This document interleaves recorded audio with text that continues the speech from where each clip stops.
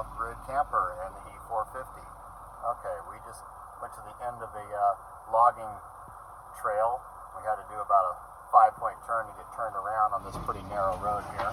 You can see it's not much wider than 1.5 trucks. There's a lot of wasps out here flying around. My guess is logging operations have stirred up some ground wasps. They're kind of attacking the truck, so I couldn't film much. I got a couple of snapshots. Oh, you can see right here. They're all over the truck.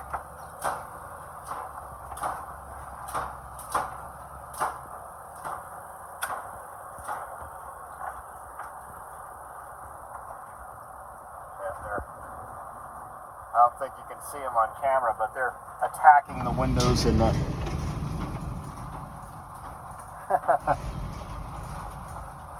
They think I'm a big white animal.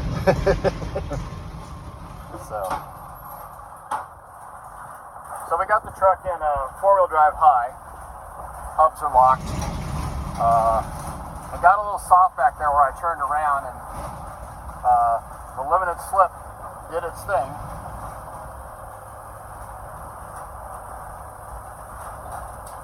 So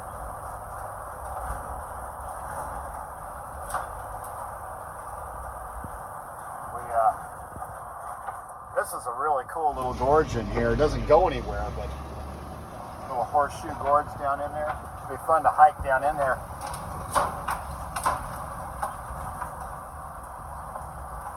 Alright, I don't want to go up to the top because there's logging flags right up this road a little ways here, and I don't want to get stuck in the logging operation blocking the road. Oh, there's a V right there on the mirror.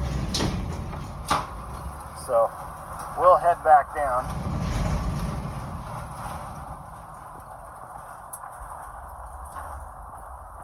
Even though it's rough and the box rattles like crazy on this thing, these roads are smoother than Southeast Portland. I went to get my trailer hitch ordered so they can install that for me so I can pull the trailer with this beast once I deem it dependable to use. And they have every major thoroughfare in Portland tore up. Some of it's paved in certain sections, but for the most part it's potholes and steel plates everywhere. This is way smoother. Driving down 82nd Avenue in Southeast Portland, which is a main thoroughfare that parallels Highway 205 through Portland.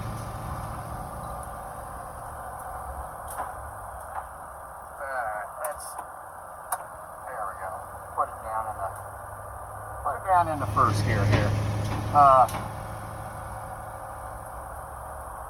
And every time you hit one of these construction expansion joints or where they've got a dip in the road, where they've paved one section, they haven't paved the other, or they got steel plates across the road, everything in the back of the truck gets launched to the ceiling. That's no joke. I already had the porta potty get launched, and luckily there wasn't anything in it but fresh water, and I had to mop that all up. Bounced my refrigerator so far off the floor that the thing turned over sideways, came unlatched, and everything came out of it. So I've got everything bungeed to the cargo racks that are bolted to the sides of the walls back there.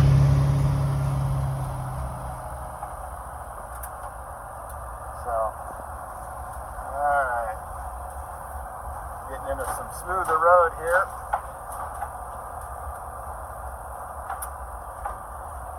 Alright, so let's go up to second gear.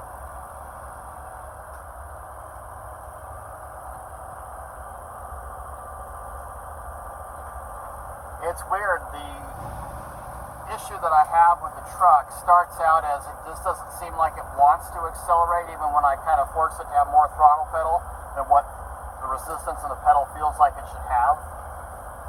I get a harmonic or a vibration all the way through the chassis, running right down the middle. I don't know if it's drivetrain, I don't know if it's the fuel lines are down there, I don't know if it's starving for fuel. But I've had it happen a under load going up the hills going from Portland out to the coast. But I've also had it happen on just flat, level ground in town. And it hasn't done it out here in the coast range, out here on the Forest Service roads and logging roads.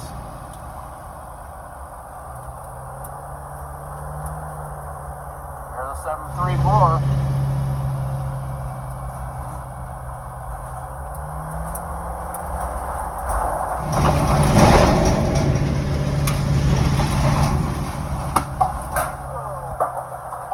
One of my lights fell down. Alright, well, I'll check back in when I get to another scenic spot. Hope you're enjoying this. Cell phone footage out the front windshield.